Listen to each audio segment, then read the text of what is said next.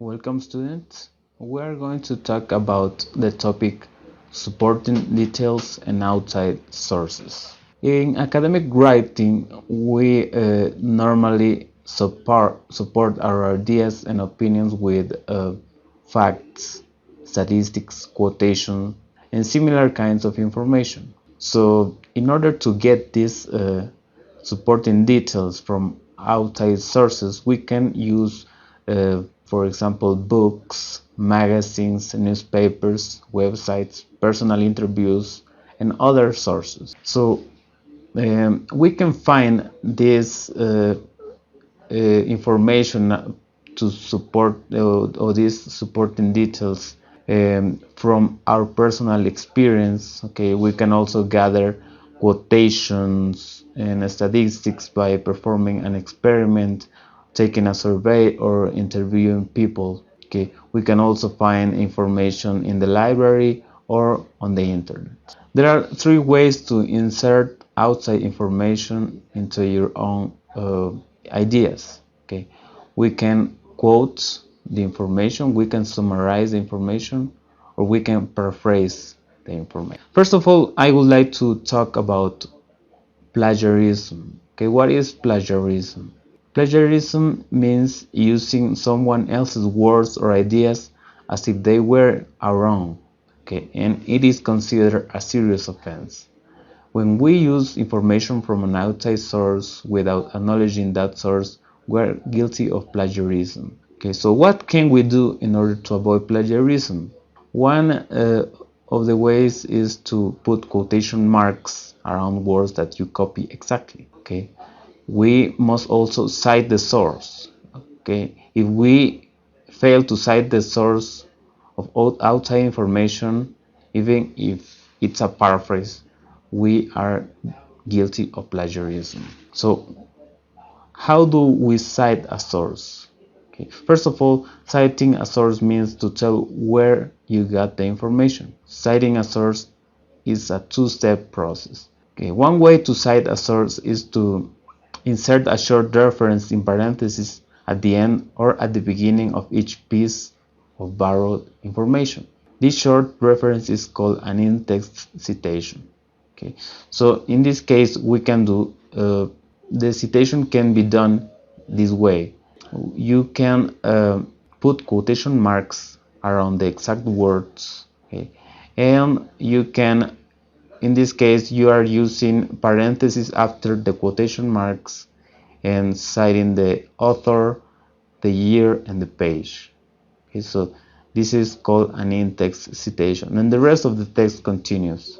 Okay, so this is one way to cite a source. Another way is to prepare a list describing all our sources completely. Okay, this in this case we prepare a section at the end of the book or the paper or the thesis project, and we cite all of the sources that we have used. Okay, this section is called references or works cited. Okay, and appears as the last page of your paper. Okay, so a quotation can be a sentence, can be several sentences, or can be a short paragraph. The quotations from reliable and knowledgeable sources are good supporting details. We have two kinds of quotations. The direct quotation. In the direct quotation, we copy another person's exact words and enclose them in quotation marks. We have an example here. Satsuki states that plagiarism is the theft of someone else's words. Okay. In this case, plagiarism is the theft of someone else's words is the exact words that Satsuki said. Okay. So if they are the exact words, we have to use quotation marks. Okay. You can see that we are using quotation marks. And after the quotation marks, we are using the citation, okay, in this case, the year and the page. This is the direct quotation. In the direct quotation, we report what other person said without using quotation marks.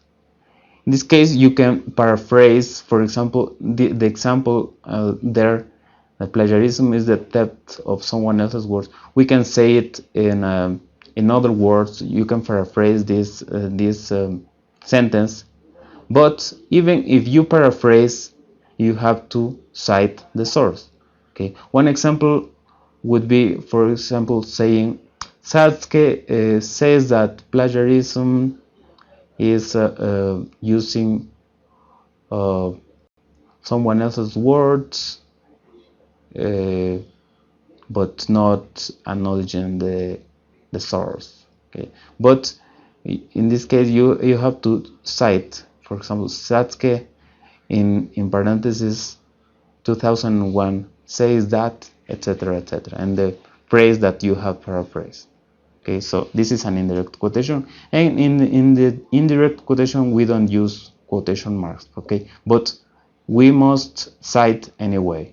Yeah, these are the verbs that we use to cite. Okay, some of these examples are here. If we want to introduce borrowed information, we can use the phrase according to or a reporting verb. In the case of this citation, we are using the verb states that, states, or state, the verb state. Okay, but we can also use verbs like this: assert, claim, declare, maintain, etc. Another way to support our information, or another way to add supporting details, is the use of statistics. Okay, they are good supporting details which can be used with the previously mentioned reported verbs when citing.